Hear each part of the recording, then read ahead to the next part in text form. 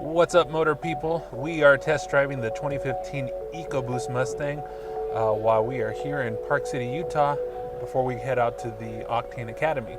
So check out that video when you get a chance. But for now, let's take a ride in this 4-cylinder turbocharged Mustang.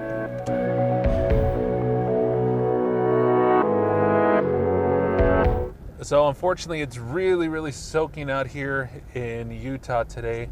So I can't really push the car too much.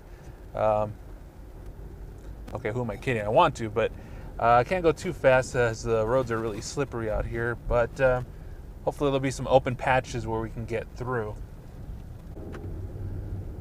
So right off the bat, the sound of the engine is sounds like a typical 4-cylinder. Nothing too crazy, nothing too loud. The ride is very comfortable. You definitely can feel the weight difference in the front. You don't feel like you have that heavy front end on there, which is a good thing, especially if you're looking for a Mustang to track or just trying to get good gas mileage with really good looks. Suspension, like I said, the road here is kind of a little bouncy. You can probably see me bouncing around a little bit. Again, not stiff where I'm going to break my neck, but definitely you drive on an everyday basis. Now, the Mustang that we're driving pretty much has every bell and whistle on it. It has the cooled seats, which are pretty cool. I've never used any of those before. It does kind of feel like you're sitting on a cold, wet blanket. If that makes any sense. But when it's those hot days out in California, this would really come in handy. I can already tell. Especially like days like today, it does have heated seats as well, so it can keep you warm while you are freezing your butt off out here. So the interior of this car, it's completely redesigned from last year.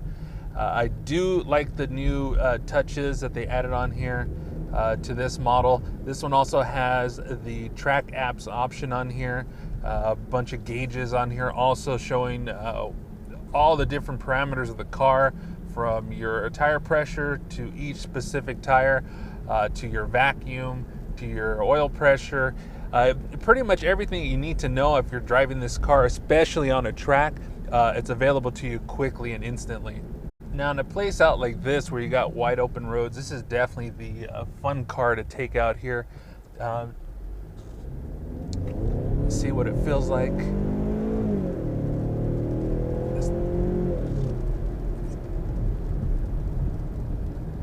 Now that has a really good rumble in it.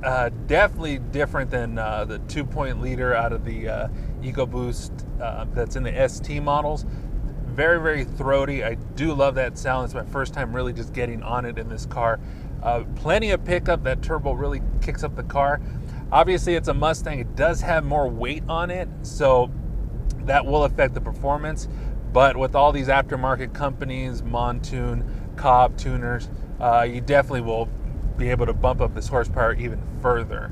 Now, interior-wise, they've updated the whole interior for the 2015 model, as also with the outside, of course. Inside looks a lot better. Gauges are nice and clear, easy to read. You have in this model here the touchscreen with your climate control and pretty much everything you need quickly at your fingertips. Some of the gripes that I have are the buttons that are here when you're trying to navigate through them while you're trying to drive on the road. Kind of difficult. I guess in that case, that's where we'd have to use something like Sync to help me out. Also, too, the interior does have touches of the past with these door cards that are right here that resemble some of the cars back from the early 60s. And the one thing you can see here too is the fact that the hood is very long. Seems a little bit longer than the previous generation models. It just takes a little bit of getting used to. It was a little intimidating the first time that I got into the car, but once I started driving it, it feels just like driving any other car on any other regular day. Now, room-wise, I'm 6'4", but I do have the seat up, almost pretty much upright. If you are one of the people that like to relax while they're driving, then this will not be an issue for you. Right now, it's not an issue for me either. I feel perfectly comfortable sitting straight up in the car.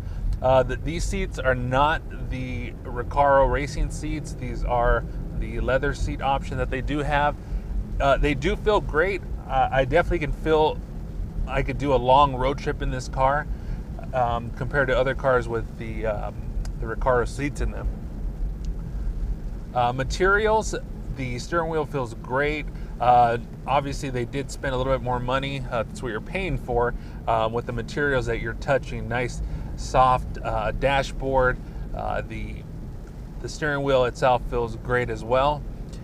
This one is, unfortunately, the automatic version, but it does come with paddle shifter, so you do have the option to have a little fun with it, even though, in my opinion, I'd rather have a stick shift, but you got to take what you get. Another pair of gripes, the rear view mirrors on this thing on the left and right, they are very small. I guess they're just trying to keep them a little bit smaller. I know the ones like in the Camaro seem a lot bigger as well, but they're a little too tiny for my taste. But they do come with the blind spot mirror, which is always good to have, especially when you're trying to change lanes very quickly, especially owning a car like this. Comfort-wise, again, the seats are very comfortable. Back seat room, again, you're buying a coupe, so of course there's not going to be that much room in the back of the seats. But then again, when you buy a car like this, obviously you want something a little bit more for yourself. Would be kind of hard with the family and kids to pull off trying to buy this one, but it would well be worth the fight to try to get this one in your driveway. Now, most people don't get the chance to actually take their cars out to the track, so they just want something that they can drive around town in that they look good in. This Mustang, this EcoBoost Mustang, fits in there perfectly. I definitely can see myself driving this on a daily basis and not worrying too much about having the big V8 under the hood. I would miss it, but after driving this definitely puts a smile on your face all the time when you're moving around in it.